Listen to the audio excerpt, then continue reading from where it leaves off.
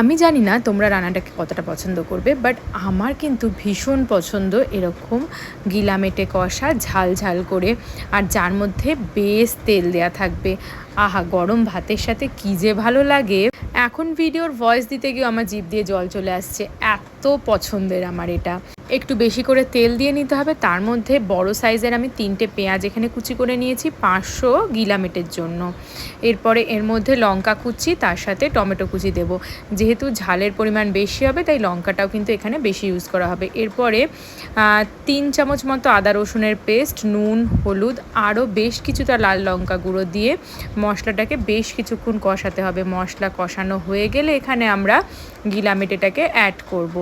এরপর গিলামেটের সাথে মশলাটাকে আরও বেশ কিছুক্ষণ কষাবো। একটুও জল ইউজ করব না, কারণ গিলামেটের থেকে কিন্তু আরও তেল বেরোবে, আর সেই তেলেই পুরো রান্নাটা কমপ্লিট হয়ে যাবে। নামানোর আগে ওপর থেকে গুঁড়ো গরম মশলা আর বেশ কিছুটা ধনেপাতা ছড়াতে হবে। খেতে যে কী ভালো লাগে, আমার ভীষণ পছন্দের। তোমাদের কার কার পছন্দ এটা?